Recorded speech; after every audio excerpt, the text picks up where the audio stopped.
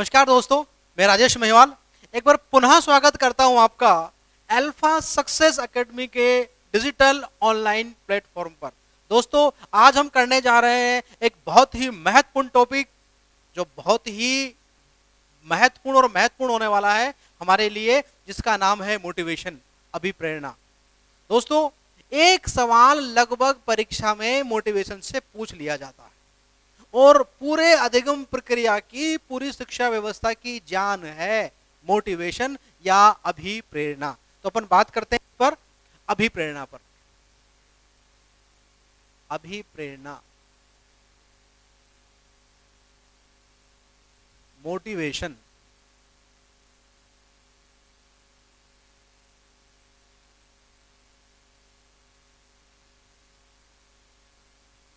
अभिप्रेरणा क्या होती है, क्या है मोटिवेशन, सामान्य शब्दों में अपन बात करेंगे और इसके शाब्दिक अर्थ पर भी हम लोग बात करेंगे। तो अभिप्रेरणा, मोटिवेशन की उत्पत्ति लैटिन भाषा से मानी जाती है।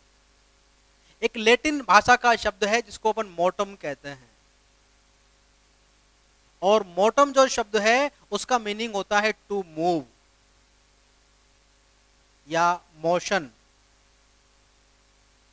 जिसको अपन कहते हैं गति करना।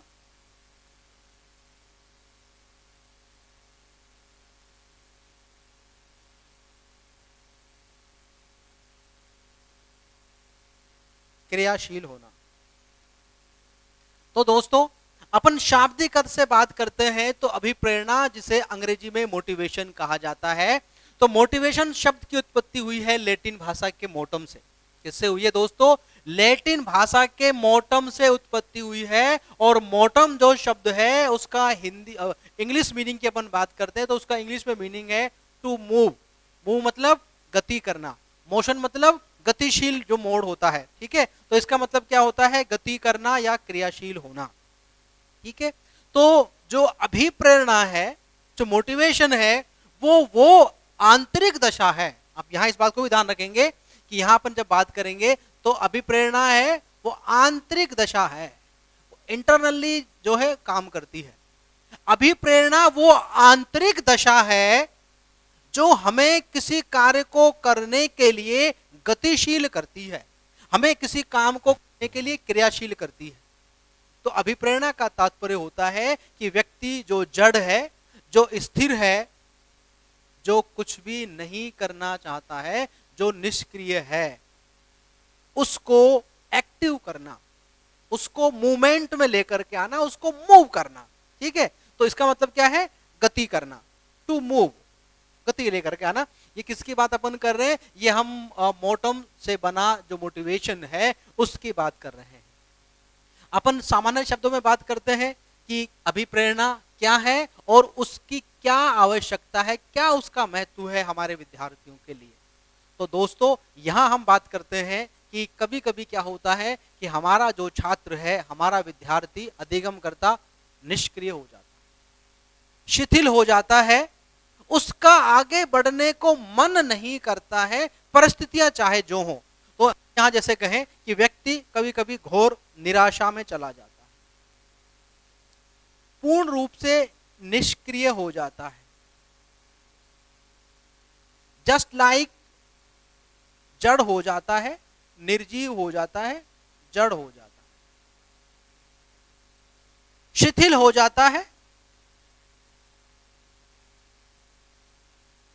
हार जाता है कि नहीं, आई कांट डू, मैं नहीं कर सकता हूं, मुझसे नहीं होगा, कोई फायदा नहीं है। घोर निराशा उसके अंदर कूट कूट करके भर जाती है। अब वो आगे एक कदम भी नहीं बढ़ना चाहता है। आप खूब कोशिश कर रहे हैं, अच्छे से अच्छा जो वे है टीचिंग का वो आप एडॉप्ट कर रहे हैं, अपनी शैली को बड़ा इफेक्टिव बना रहे हैं, अनेक प्रकार के आप दूसरे जो एग्जाम्पल्स होते हैं वो लेकर के आ रहे हैं, लेकिन आपका जो बालक है, जो अधिगम करता है, वो अचीवमेंट, आउटपुट नहीं दे रहा है। इसका मतलब यह है कि वहां अभिप्रेरणा का अभाव है। तो अपन क्या करें? देखिए, अभिप्रेरणा वो होती है जो निराशा को आशा में बदलती है। निराशा को आशा में बदलती है कौन? अभिप्रेरणा। अभिप्रेरणा वो होती है जो निष्क्रिय को सक्रिय बना देती है। जो बालक पूर्ण रूप से इनएक्टिव होता है उसको वो क्या कर देती, जिसको कहना चाहिए कि मुर्दे में जान फूंक देती है अभिप्रेरणा।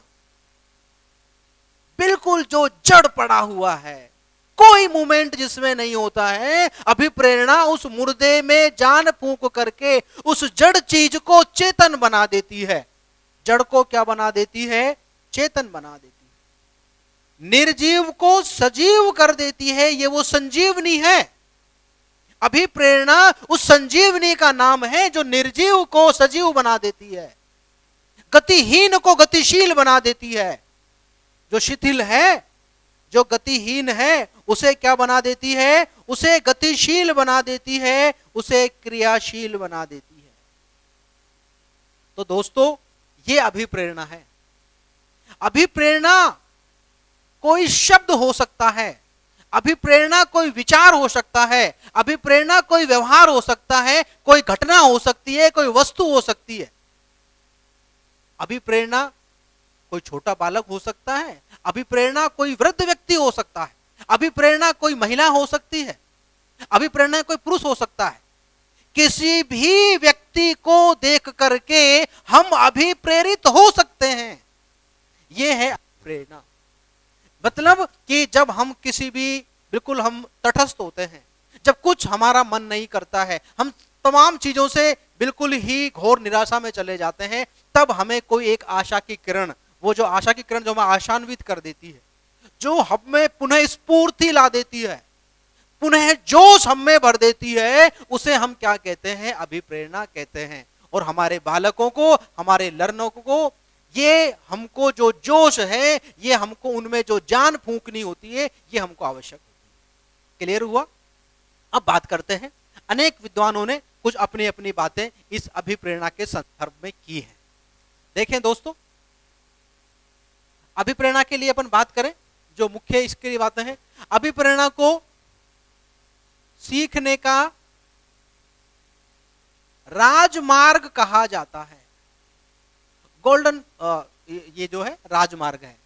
अभिप्रेरणा को सीखने का स्वर्ण पथ कहा जाता है। सीखने का स्वर्ण पथ, सीखने का स्वर्ण पथ। अभिप्रेरणा को सीखने का हृदय कहा जाता है। सीखने का हृदय कहा जाता है। अभिप्रेरणा को सीखने की उत्तम परिस्थिति कहा जाता है। अभिप्रेरणा को सीखने की आवश्यक शर्त कहा जाता है।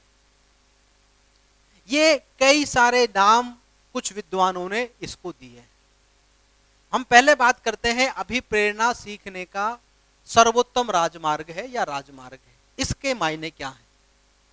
दोस्तों, जब कोई बालक मोटिवेट होता है, जिसको हम कहें कि वो सेल्फ मोटिवेटेड है, स्व अभिप्रेरित जब कोई बालक है, तो उस बालक के मार्ग में, अधिगम में कोई बाधा कभी आ ही नहीं सकती है।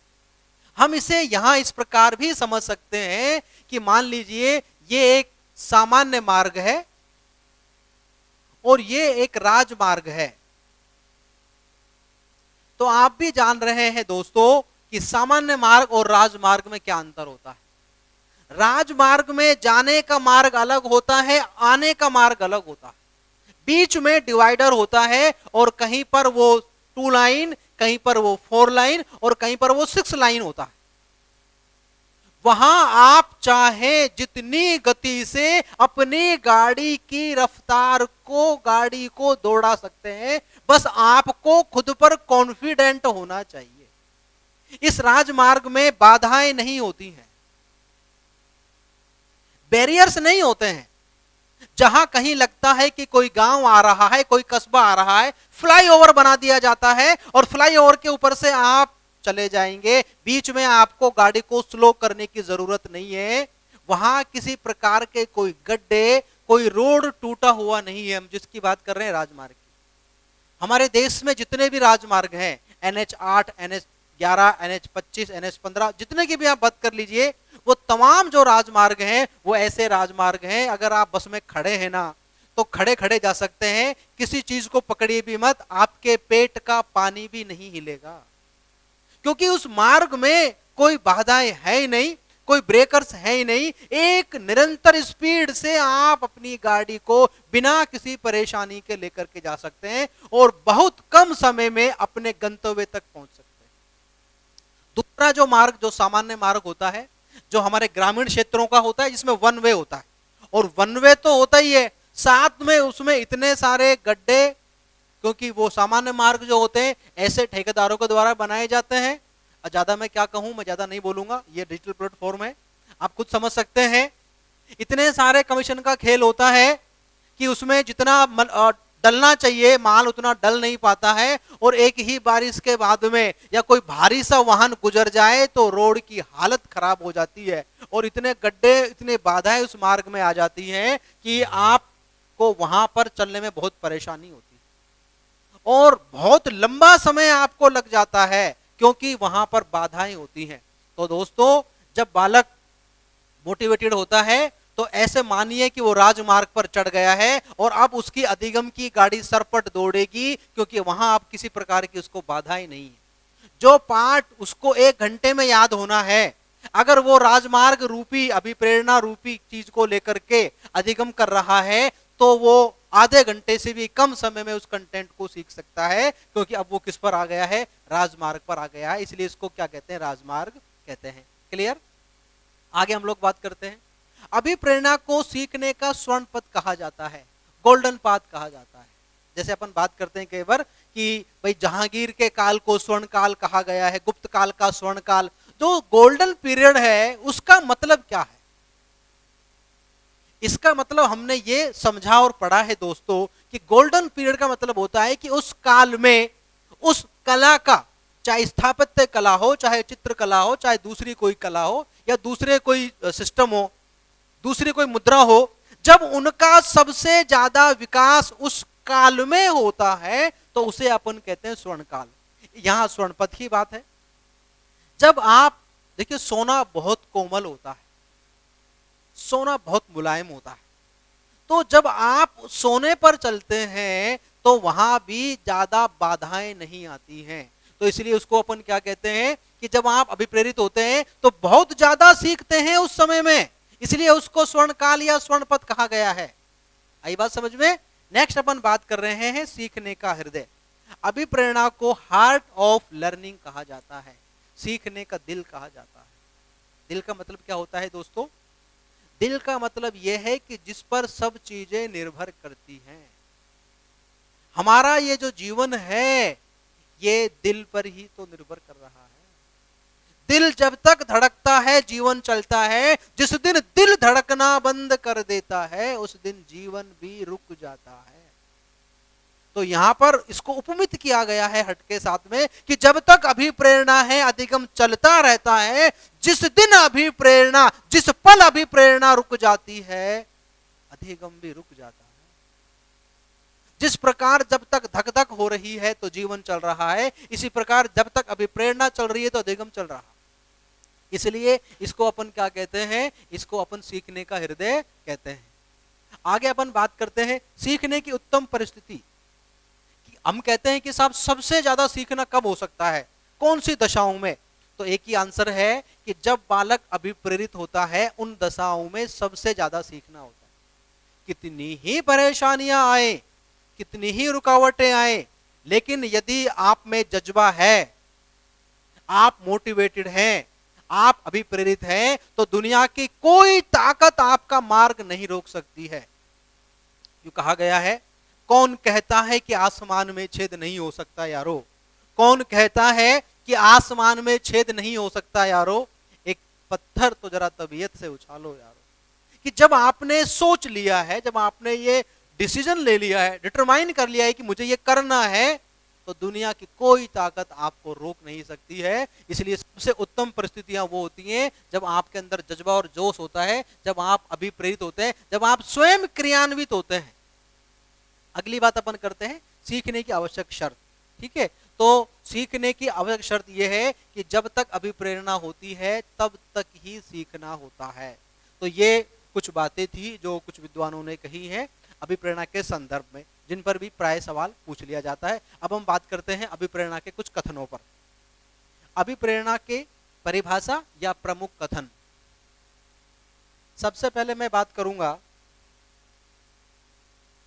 तो वो मैं बात करूंगा सबसे पहले स्किनर पर। स्किनर कहते हैं अभिप्रेरणा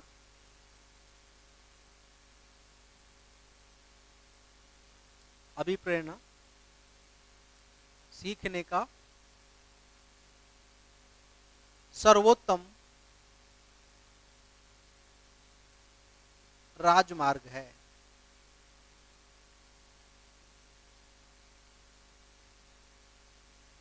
एक और अपन बात करते हैं क्रच एवं क्रचफील्ड।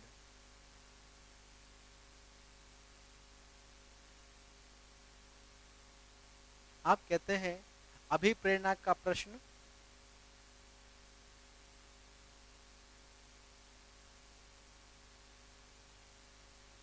क्यों का प्रश्न है।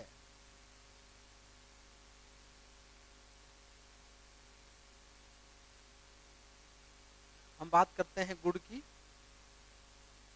गुण कहते हैं कार्य को प्रारंभ करना,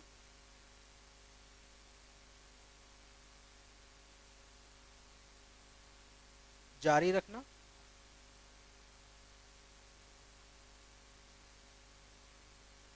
नियमित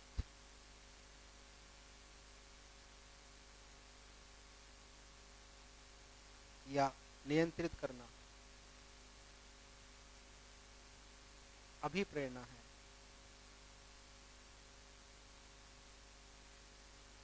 आगे हम बात करते हैं मैकडोगल की।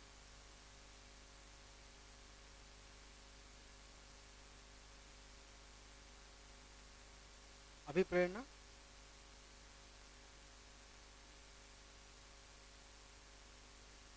वे शारीरिक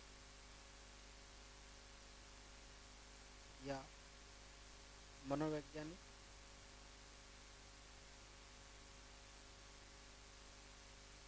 दशाएं हैं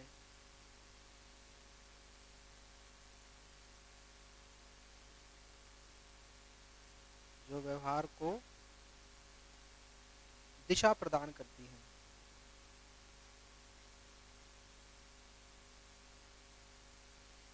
आइए देखिए बात करते हैं।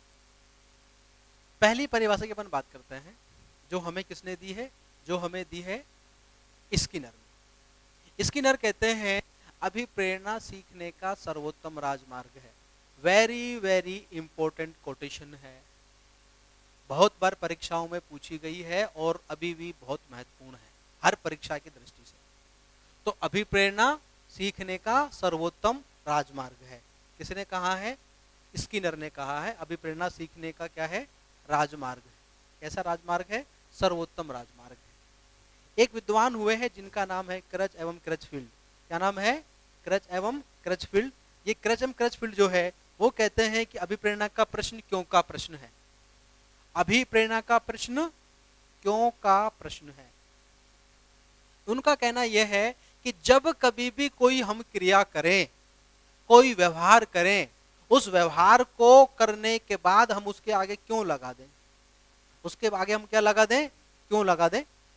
और जैसे ही आपने वहां पर क्यों लगाया तो उससे आपको उस काम के मूल में चला जाना पड़ेगा, मूल उद्देश्य आपको याद आ जाएगा। जैसे अपन यहां पर बात करें कि इस समय आप इस अल्फा सक्सेस एकेडमी के ऐप को खोल करके बैठे हैं। आप इस ऐप को खोल करके बैठे हैं क्यों? टाइम पास करने के लिए, फालतू में ही नहीं ना। आप इस ऐप को खोल के बैठे हैं क्योंकि आपको रीट की तैयारी करनी है। आप इस समय मेरा वीडियो देख रहे हैं क्यों? ऐसे ही देख रहे हैं जी, ऐसे ही देख रहे हैं क्या? ऐसे नहीं है ना। आप अपनी मनोविज्ञान की तैयारी कर रहे हैं। तो जैसे ही आप किसी काम को करते हैं और उस काम के पीछे आप क्यों लगा देते हैं, तो तुरंत हमें हमारे उद्देश्य की जो पहचान हो जाती है, और यदि हम अपने मार्ग से भटक रहे होते हैं तो पुनः हम अपनी मार्ग पर आ जाते हैं, पटरी पर आ जाते हैं। तो भटके हुए राही को मार्ग दिखाने का काम करती है अभिप्रेरणा। इसलिए क्रच और क्रिचफील्ड कहते हैं अभिप्रेरणा का प्रश्न क्यों का प्रश्न है। क्लियर? चलिए आगे बात करते हैं गुड के अनुसार। This is another quotation which is very important, बहुत महत्वपूर्ण है। गुड का सवाल भी 4-5 बार परीक्षाओं में पूछा जा चुका है। गुड कहते हैं कार्य को प्रारंभ करना, स्टार्ट करना, प्रारंभ करना, उसे जारी रखना और उसे नियमित या नियंत्रित करना, यह क्या है? अभिप्रेरणा है। होता क्या है कि हम किसी भी वजह से काम को शुरू तो कर देते हैं, लेकिन कुछ समय बाद फिर हमारे प्रयासों में कमी आने लगती है और हम उस काम को करना छोड़ देते हैं। देख लेंगे, कल करेंगे। और मैं बता रहा हूं दोस्तों कि कल कभी नहीं आता है। क्यों कहा हमारे बुजुर्गों ने? काल करे सो आज कर, आज करे सो अब, पल में प्रलय आ जाएगी, बहुरी करेगा कब। ये क्यों कहा गया है? इसलिए कभी किसी काम को कल पर नहीं टालना चाहिए। तो सबसे पहली बात, एक और कहावत कही गई है हमारे बुजुर्गों के द्वारा, जागो तभी सवेरा। जिस समय आपकी आंख खुल जाए, जिस समय आपका चेतन जागृत हो जाए, देर से ही सही, कहते देर आए दुरुस्त आए, देर से ही सही, लेकिन अक्ल हमें आ जानी चाहिए। वो ना आए तो वो बेकार चीज है। इसलिए यहां पर जो गुड महोदय है वो कहते हैं कि चलो देर से ही सही, पर आपने काम को क्या किया? शुरू तो किया, लेकिन अब उस काम को आपको कंटिन्यू करना है, लगातार आपको जारी रखना है और रेगुलाइज करना है, उसको कंट्रोल भी करना है। ऐसी बहुत सारी एक्टिविटी है जो अनावश्यक होती है। जब आप पढ़ाई शुरू करते हैं, अगर मैं रीट की बात करूं, आप रीट की पढ़ाई शुरू कर रहे हैं, तो आपने शुरू कर दिया, अच्छी बात है, अब आप रोज भी पढ़ रहे हैं, लेकिन ये भी देखते जाइए कि आप रोज जो पढ़ रहे हैं तो कितना आपको याद हो रहा है, क्या आपके सिलेबस में है और क्या आपके सिलेबस में नहीं है। कहीं आप वो चीज तो ज्यादा नहीं पढ़ रहे हैं जो आपके सिलेबस में ही नहीं है। इसलिए पहली बात तो ये है कि कुछ भी पढ़िए, पर आप पढ़िए। सबसे पहला काम यह है कि आपका पढ़ाई में मन लगना चाहिए। फिर जब आपने पढ़ना शुरू कर दिया है तो कंटिन्यूएशन होनी चाहिए, उसको अपनी एक हैबिट बनाइए। फिर हैबिट बनाने के बाद में अपने हैबिट पर कंट्रोल रखिए कि भैया जो काम की चीजें हैं वही चीजें आपको देखनी है। अनावश्यक हमारा ये जो दिमाग है कंप्यूटर है, इसमें आप फालतू का कचरा मत भरिए कि ये जैसे आपका मोबाइल हैंग हो जाता है, फिर आपका ये मस्तिष्क भी हैंग होने लग जाएगा। रीट की तैयारी कर रहे हैं, उसे रीट की तैयारी रहने दीजिए, उसमें सेकंड ग्रेड फर्स्ट ग्रेड को बीच में मत घुसाइए। पटवारी की तैयारी कर रहे हैं, पटवारी की रहने दीजिए, उसमें आप राजस्थान पुलिस को मत घुसाइए। जब वहां करें तो वहां घुसाइए, ठीक है। तो कहने का मतलब यह है कि काम को शुरू करना और फिर काम को जारी रखना और उसके बाद में काम को क्या करना? नियंत्रित करना। इसे हम कहते हैं अभिप्रेरणा। किसके अनुसार? गुड के अनुसार। क्लियर? चलिए आगे। एक और विद्वान है जिनका नाम मैकडूगल है। जिनका नाम क्या है? मैकडूगल है। मैकडूगल कहते हैं कि जो अभिप्रेरणा है वो शारीरिक या मनोवैज्ञानिक दशाएं हैं। कैसी दशाएं हैं वो? शारीरिक या मनोवैज्ञानिक दशाएं हैं जो हमारे व्यवहार को क्या करती हैं? दिशा प्रदान करती हैं। वो फिजिकल हो सकती हैं, वो साइकोलॉजिकल हो सकती हैं, वो इस प्रकार की सर्कमस्टेंसेस हैं, इस प्रकार की कंडीशंस हैं जो हमारे व्यवहार को एक दिशा प्रदान करती हैं। इसमें कोई दोहराई की बात नहीं है कि अभिप्रेरणा हमारे व्यवहार को दिशा प्रदान करती है, एक डायरेक्शन में लेकर के जाती है, एक दिशा की ओर हमें गतिशील करती हैं। ये इन्होंने कहा है। तो ये अभिप्रेरणा के बहुत ही महत्वपूर्ण कथन थे जिन पर प्राय परीक्षाओं में सवाल बन जाते हैं। चलिए अब आगे बात करते हैं अभिप्रेरणा के एक और पक्ष पर। अब हम बात करते हैं अभिप्रेरणा के प्रकारों पर। Types of motivation. अभिप्रेरणा के प्रकार। अभिप्रेरणा के प्रकार।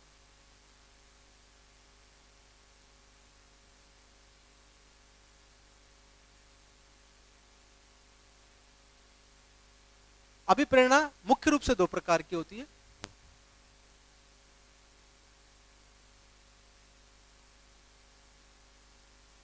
आंतरिक अभिप्रेरणा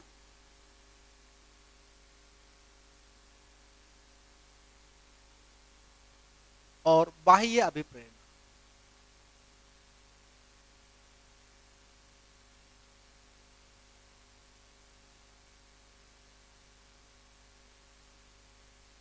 ठीक है दोस्तों, अभिप्रेरणा के जो प्रकारों की हम बात करेंगे तो मुख्य रूप से अभिप्रेरणा के दो प्रकार हैं। अभिप्रेरणा दो प्रकार की होती है, एक होती है आंतरिक अभिप्रेरणा और एक होती है बाह्य अभिप्रेरणा। क्या है आंतरिक अभिप्रेरणा और क्या है बाह्य अभिप्रेरणा, इस पर अपन बात करते हैं। तो आंतरिक अभिप्रेरणा का मतलब क्या है कि कुछ ऐसी परिस्थितियां होती हैं, कुछ ऐसी सिचुएशंस होती हैं, कुछ ऐसे फैक्टर्स होते हैं जो इंटरनली हमें किसी काम को करने के लिए विवश करते हैं, हमें बाध्य करते हैं। जब कोई व्यक्ति स्वयं से, खुद से किसी काम को करने के लिए तत्पर होता है, क्रियाशील होता है, तब उसे हम आंतरिक अभिप्रेरणा कहते हैं। जैसे अपन बात करते हैं, भूख की बात अपन कर रहे हैं। भूख जो है वो एक आंतरिक अभिप्रेरणा है। आपका जो शरीर है, इस शरीर की कुछ बायोलॉजिकल आवश्यकताएं होती हैं, बायोलॉजिकल नीड्स होती हैं, जिन्हें अपन जैविक आवश्यकताएं कहते हैं। इंटरनल एक प्रोसेस चलता है कि आपके शरीर को एनर्जी चाहिए, और एनर्जी चाहिए के लिए आपको भोजन लेना पड़ता है, क्योंकि भोजन जो आपके यहाँ जाता है आपके आमाशय में, तो जब उसको तोड़ते हैं तो उससे लैक्टोज, ग्लूकोज, नाना प्रकार की चीजें बनती हैं जिनसे आपको एनर्जी मिलती है। अब क्या है कि जब शरीर में भोजन की कमी हो जाती है तो फिर ऊर्जा की कमी हो जाएगी। जितनी लेवल है आपके यहाँ पर, उसको जब पूरा का पूरा बॉडी एग्जॉस्ट है तो उसके बाद में फिर वापस से एनर्जी चाहिए, इसका मतलब भोजन चाहिए। जब भोजन चाहिए तो भूख लगती है, तो इसमें बाहर से कोई कुछ नहीं कर सकता है, इंटरनली ही आपका बॉडी उस प्रोसेस को स्टार्ट करता है। प्यास का भी यही सिस्टम है, नींद का भी यही सिस्टम है। तो ये भूख है, प्यास है, नींद है, सेक्स है जिसे अपन काम कहते हैं, ठीक है ना, विश्राम जिसे अपन कहते हैं, रेसिस जिसको अपन कहते हैं, ये तमाम जो चीजें हैं ये आंतरिक अभिप्रेरणा के अंतर्गत आती हैं। ठीक है, भूख है, प्यास है, काम है, मल मूत्र का त्याग है,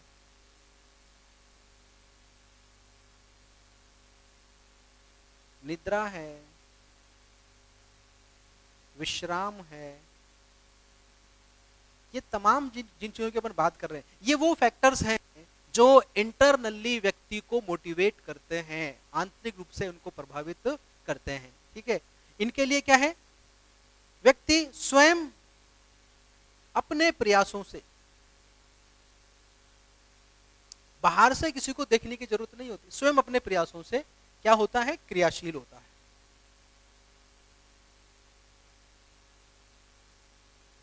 क्लियर?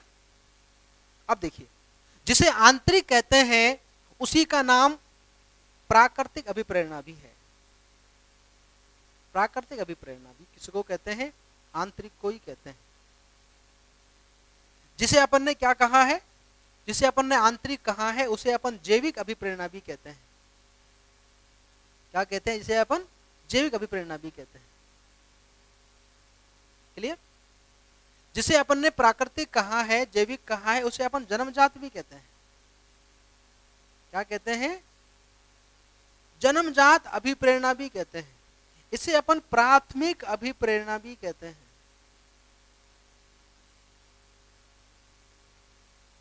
क्या कहते हैं, इसे अपन प्राथमिक अभिप्रेरणा भी कहते हैं। इसे अपन धनात्मक अभिप्रेरणा भी कहते हैं। क्या कहते हैं, धनात्मक अभिप्रेरणा भी कहते हैं। बात क्लियर हुई? तो आंतरिक अभिप्रेरणा का ही दूसरा नाम प्राकृतिक अभिप्रेरणा है, उसी को अपन जैविक अभिप्रेरणा भी कहते हैं, जन्मजात भी कहते हैं, प्राथमिक भी कहते हैं, और उसे अपन क्या कहते हैं, धनात्मक अभिप्रेरणा भी कहते हैं। क्लियर हुआ? धनात्मक का मतलब क्या है, भूख, प्यास, नींद, ये सब धनात्मक हैं। क्यों? क्योंकि इनके लिए हमें किसी बाहर की चीजों से प्रेरित नहीं होना है। स्वतः इंटरनल एक प्रोसेस है जो बायोलॉजिकली चीजें अपने आप ही रेगुलेट होती हैं, स्वसंचालित होती हैं। इसलिए यहां है जिसको अपन कहते हैं कि आंतरिक अभिप्रेरणा काम कर, इंटरनली चीजें चल रही हैं, बाहर से आपको कुछ चीज करने की आवश्यकता नहीं है। जब आपका शरीर मांगता है कि आपको रेस्ट करना चाहिए तो आपको रेस्ट करना होता है। कई बार आप सोने की कोशिश करते लेकिन नींद नहीं आती है, क्योंकि शरीर अंदर से नहीं मांग रहा है कि आप सो जाएं। लेकिन जब आप बहुत ज्यादा काम कर लेते हैं, बहुत ज्यादा थक जाते हैं, तो चाहे बहुत तेज की गर्मी हो, पसीना आ रहा हो, आप कई बार देखते हैं कि बस में बैठे बैठे ही आप सो रहे हैं, कहीं बैठे बैठे ही आप सो रहे हैं, क्योंकि तब आपका शरीर आपसे कह रहा है कि सो जाइए। और कई बार आप खूब कोशिश करते फिर भी आपको नींद नहीं आती, आप करवटें ही बदलते रहते हैं। इसका मतलब तब आपका शरीर उनके लिए तैयार नहीं होता है। तो आंतरिक दशाएं हैं जिस वजह से व्यक्ति मोटिवेट हो जाता है। हम दूसरी बात करते हैं बाह्य अभिप्रेरणा की। जैसा कि नाम से लग रहा है, बाहर जब व्यक्ति किसी दूसरे के व्यवहार से प्रभावित होता है,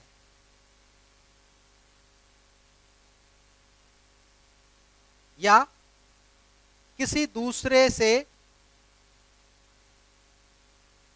प्रेरित होता है, संचालित होता है, तो उसे अपन क्या कहते हैं? बाह्य अभिप्रेरणा कहते हैं। जब किसी दूसरे व्यक्ति के व्यवहार को देख करके, दूसरे व्यक्ति को देख करके व्यक्ति कोई काम करता है, जहां मैं एक शब्द यहां यदि काम में लूं, हम जिसे होड़ कहते हैं।